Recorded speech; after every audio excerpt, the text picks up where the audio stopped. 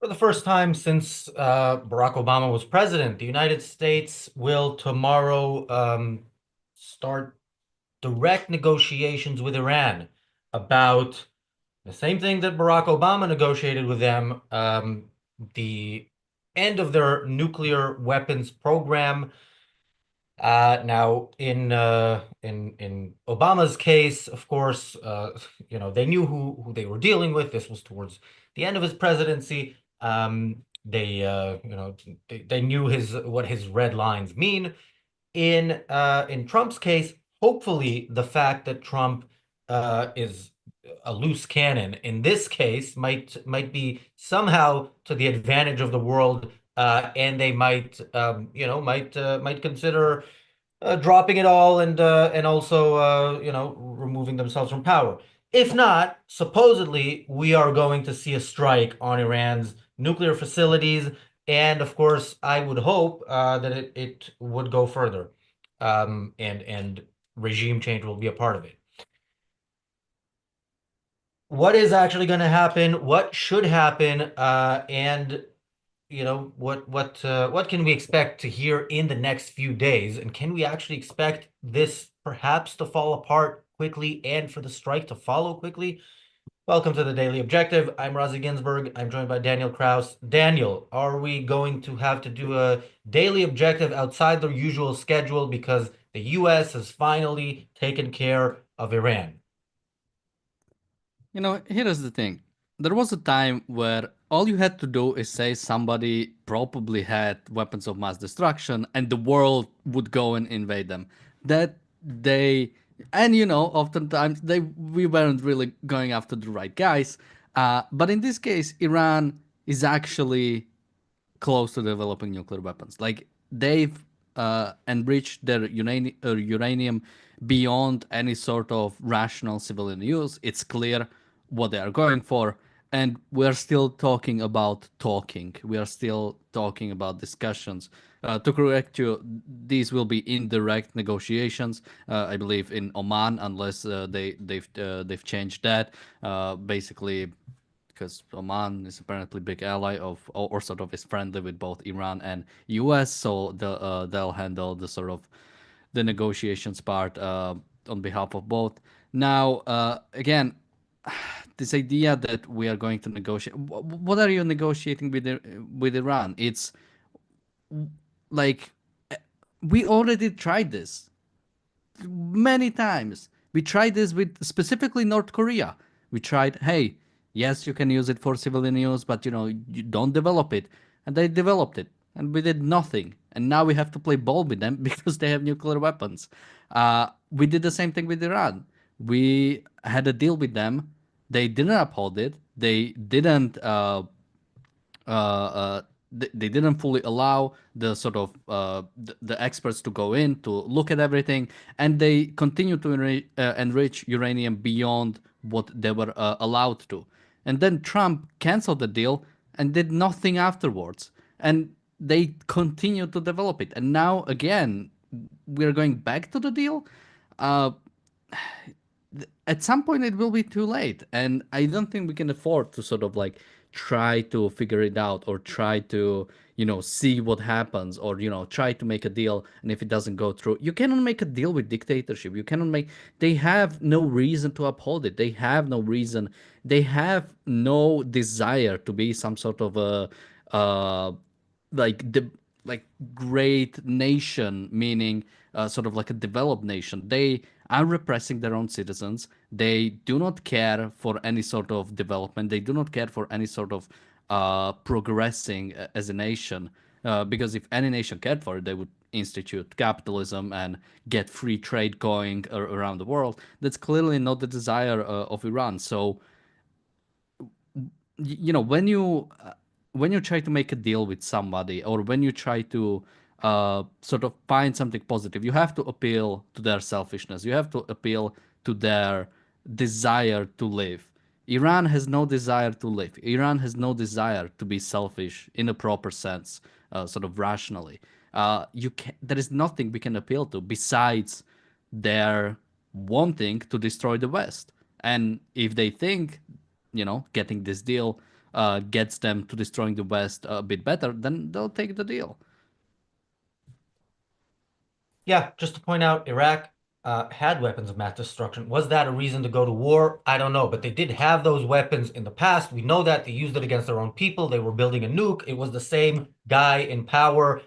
Did he have them on 9/11 or in the months after? We don't know, but he had plenty of warning and plenty of time to move them out. So, yeah, the whole problem there was, what America chose to do in response to 9/11, which was to choose the two easiest targets to build a coalition around and then figure out how to build that coalition. And it was weapons of mass destruction rather than a terrorist supporting, savage regime that has already attacked its neighbors multiple times, multiple neighbors.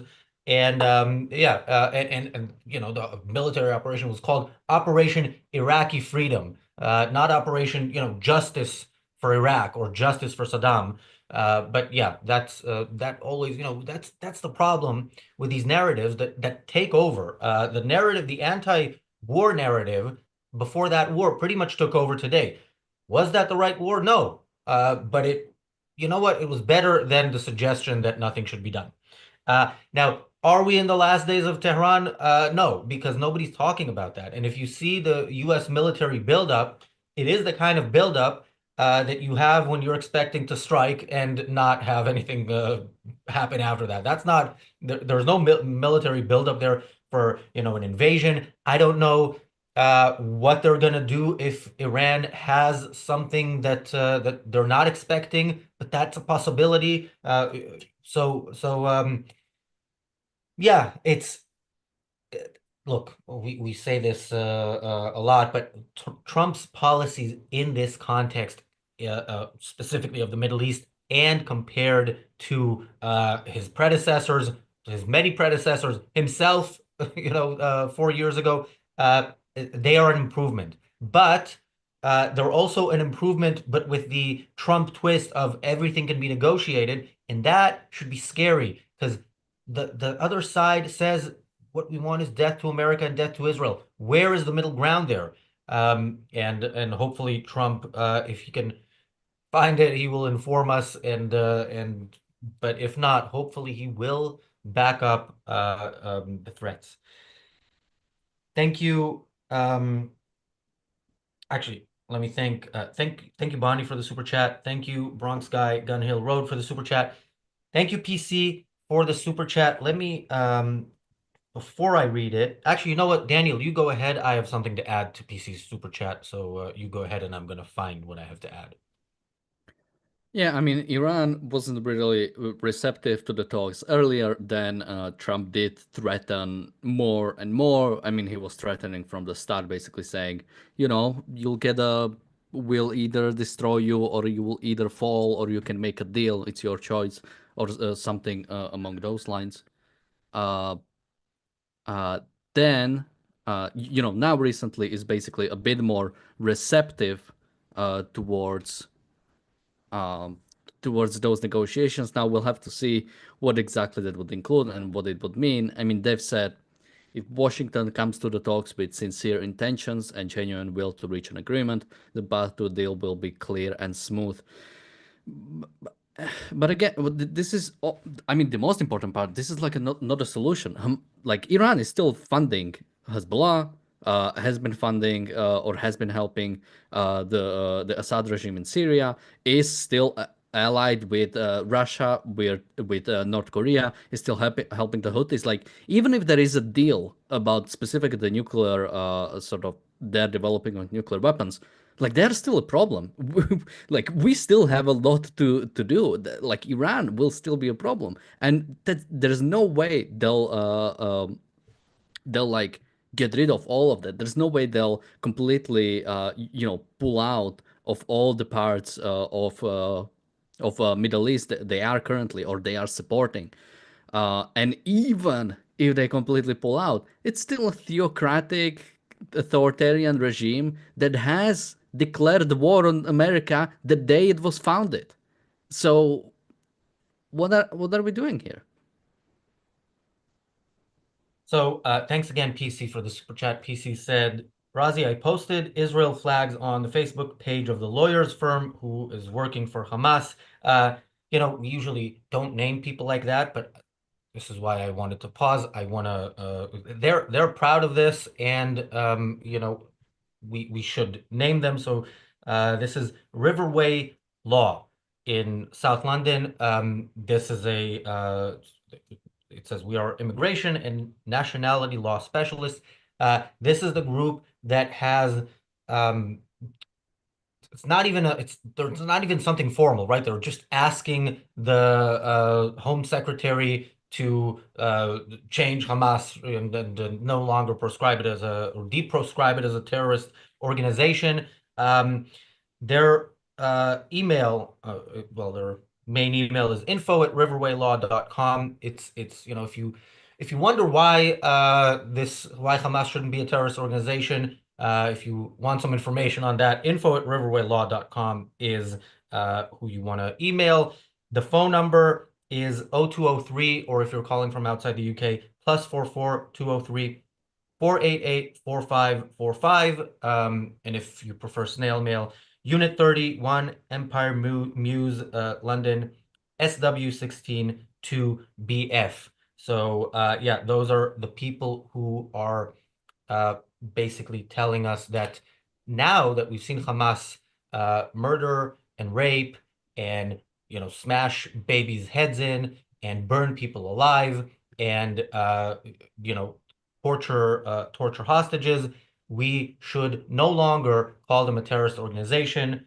So yeah, if you want to understand that better, I can't help you, but they apparently can.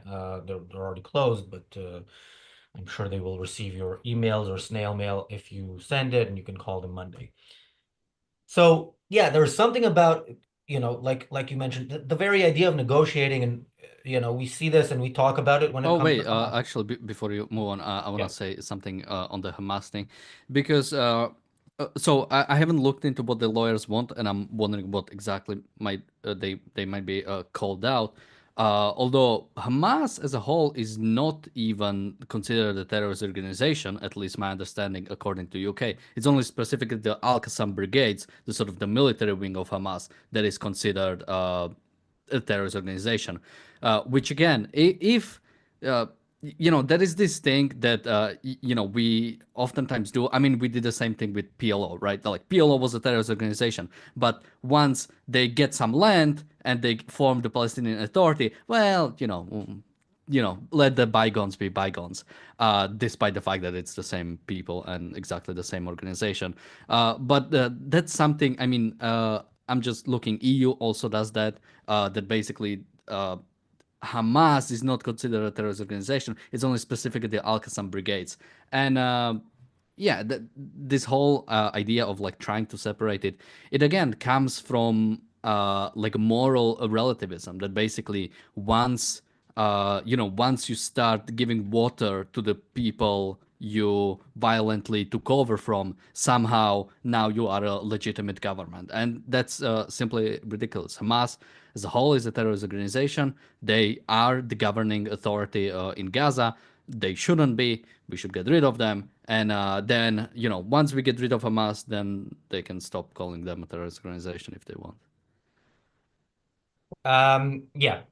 If it's only the Al-Qassam brigades, come on, that already is a joke. But yeah, that's not enough for some. Uh, Deborah says with no filter, but with some additional spaces so that YouTube doesn't censor the comment. When 9/11 hit, I thought the appropriate target was not Iraq, but the source of Saudi power, the Black Cube they worship. Um, yeah, I also think Saudi Arabia should have been. Saudi Arabia was, would have made more sense as the first target, but the Saudis were the first to come to the White House and express their solidarity with America, and Bush received them. So yeah, a lot of what we see today, if you look back, you can kind of see the journey and how we got here. Um, yeah, and back to the idea of negotiating. Look, Trump um, is for negotiating with Hamas. He's for looking at how we can reward them for October 7th in exchange for the hostages. So it's not that much of a stretch that he would say the same thing with Iran. And remember, let's say there's a deal, and let's say Iran really does, as part of this deal, get rid of its nuclear weapons program for real, not like with the previous one. America comes in, does it themselves, whatever. You are the deal is going to be you make sure that the Iranian regime stays in power. The regime that props up all these proxy terrorist organizations so that they don't do it themselves because it would be a declaration of war and it's easier to get away with. This way, the regime that oppresses its own people who are risking their lives and sometimes sacrificing their life. There are people being killed by that regime because they oppose it. So there is no good deal to come out of this. There is a good outcome in Iran not having a nuclear weapons program, but there's an even better outcome with which Iran is no longer the current Iranian regime is no longer in power, and yeah, whoever replaces them does not have a nuclear weapons program. Thank you, PC, for the super chat. PC says Iran must not have a weapon. Yes, but again, Iran must not, the regime must not stay in power. And thank you, Ori, for the super chat as well. Daniel. Yeah, I mean, I don't know what else is there to add. I mean,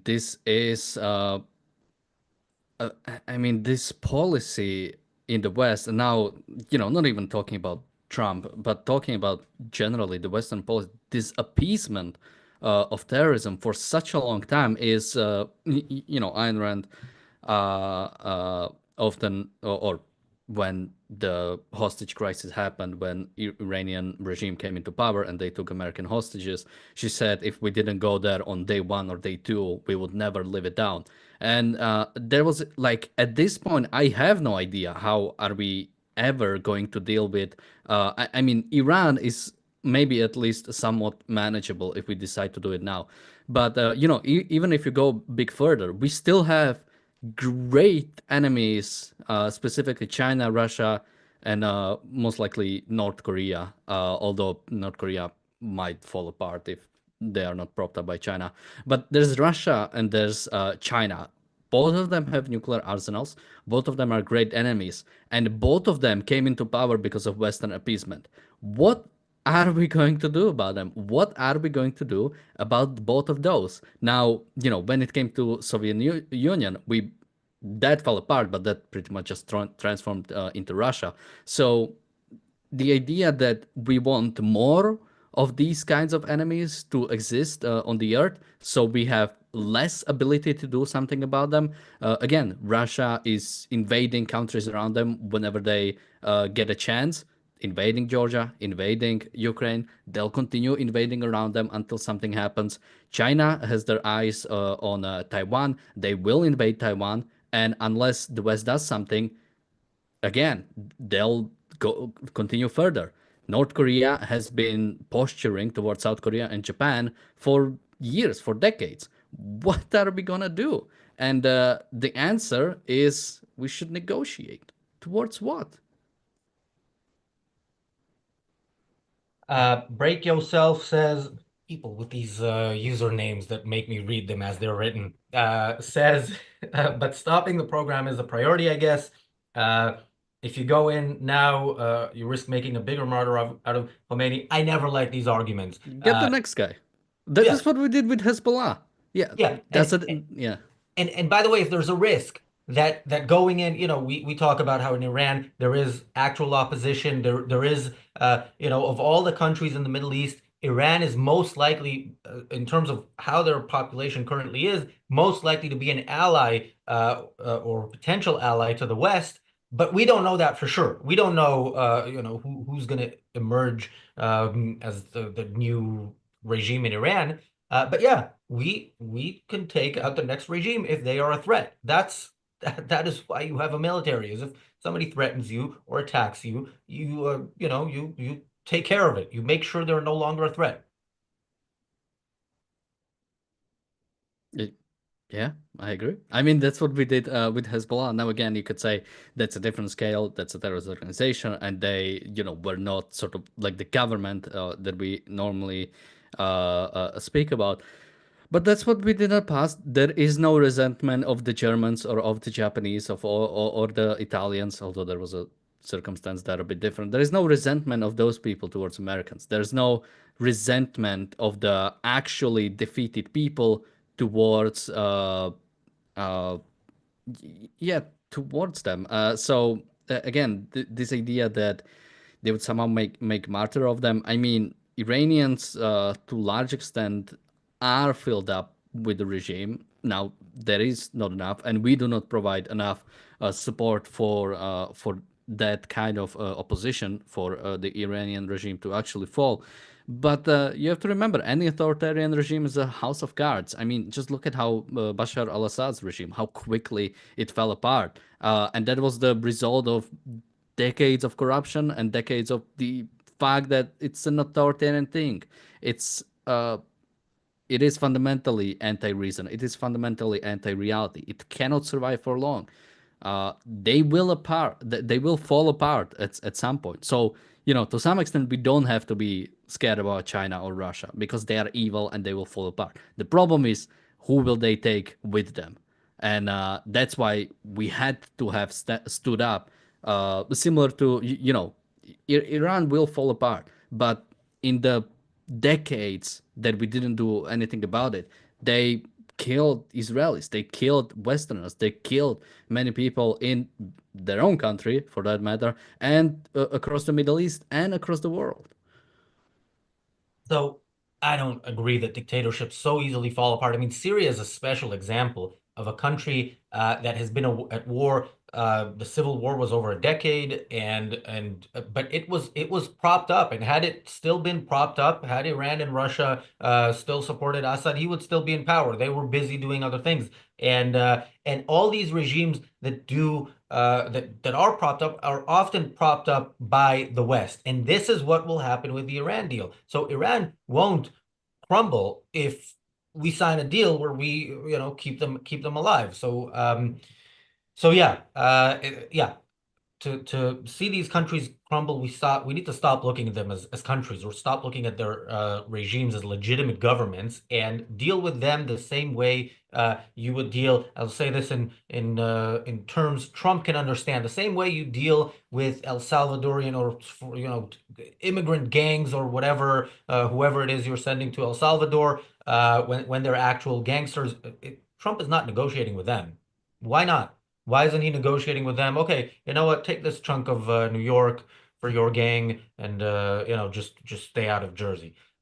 That's not something Trump does. And if he applied that to his leadership of uh, the world would be a better place.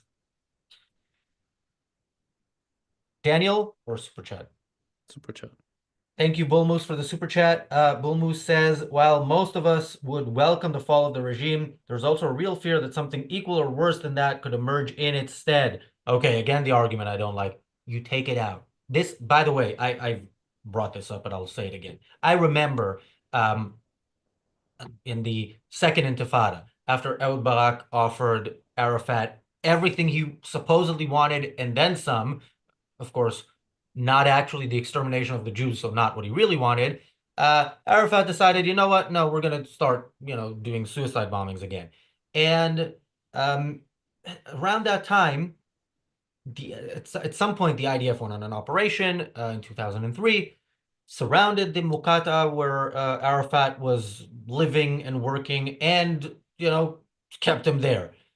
Surrounded him with tanks, wouldn't kill him. And the argument, of course, this was US saying, don't kill him, but the argument that I heard from people is somebody worse is going to come along.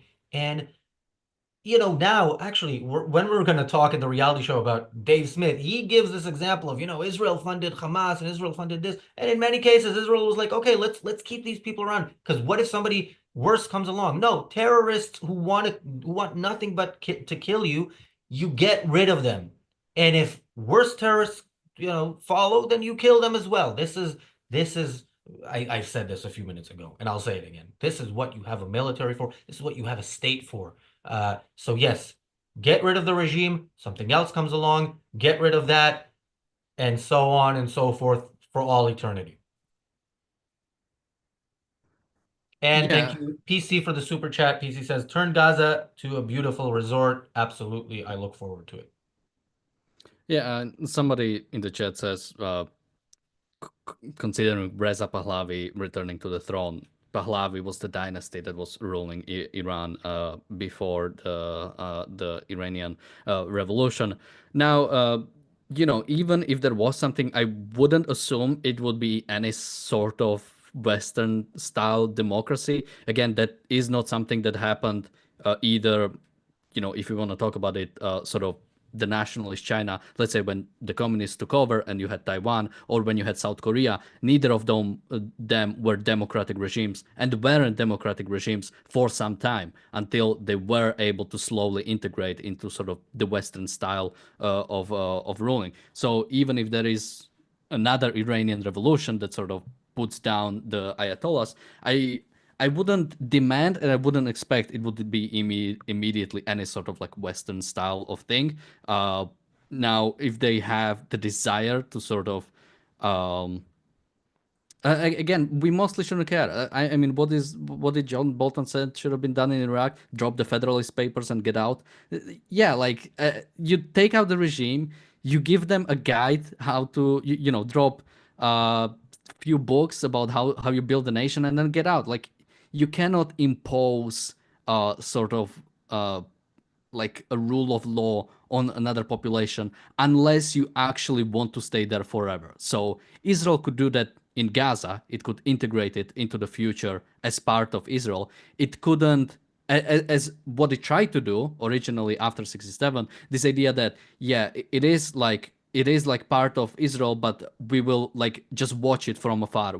It's not really part of Israel, but also kind of is. Like you cannot do that. That is impossible. Same thing we did in Afghanistan. Same thing. This idea of like trying to sort of guide them, that doesn't work. They need to figure it out for themselves, because again, liberty and even the type of liberal democracy, that's like a complicated thing to understand why it works. The people themselves need to understand it. The people themselves need to understand the intricacies of the system, and the politicians in those countries need to realize why the processes are important. It's not something you can just impose on somebody and it like quickly changes. The same thing we did in Japan, I mean, or West Germany for that matter. Bulmus follows up and says, I never implied that it's better to leave the regime alone. My worry is that you'd be in an eternal fight with every kind of power vacuum. Well, Well, just quickly, it's only a problem when they start like threatening us. The idea, like, yeah. even if we So, take them out, it's gonna take a time until they will even have the ability to actually well, threaten it us. it it's not going to take time because it'll never happen. So that's my point. What Israel did in Syria is something to, and is still doing in Syria, is something really to study about the fall of dictatorships. And I would like this done. Um, you know, maybe even in dictatorships that aren't that much of a threat because they might pose a threat in the future. I mean, it really, whatever regime comes up in Syria has no power because they're not going to have weapons. There has no power to attack its neighbors. There's no way the current Syrian government can start a war with Israel and not be crushed in an hour. Because all their weapons are destroyed. So do that with Iran, and yeah, something bad comes along, they can start marching across, from Iran towards Israel and see if they can invade October 7th style. But you know, they're not gonna be able to nuke Israel. Thank you, PC, for the super chat. PC says Facebook has restricted the page of that hate firm. Yes, that's surprising and good. Akira says Iran is not Hamas, Razi. It could get much worse. I mean, it could get much worse in the war. I said I don't know what we can expect, which is why I'm not super happy about the kind of not big enough military buildup by the US. But it is a country that if you remove the regime and then destroy all weapons that they have, then and tell them this is going to be the case. You build new weapons, we're coming back in and destroying it. That is possible, and Iran will never be a threat again, so long as you have that policy. Okay. Yes, Riverway Law. That is the law firm, info at Riverway Law. The rest of the details I gave earlier on, that is the law firm that wants, that is acting on behalf of Hamas in the UK to have them de-proscribed as a terrorist organization. Something I'm sure Dave Smith supports, although after yesterday, for those of you who missed it, Dave Smith went through quite an experience on the Joe Rogan Experience with Douglas Murray. That is the topic of the reality show, which follows in a couple of minutes. Thanks, Daniel. Thanks, everybody, for watching. We'll see you on the reality show.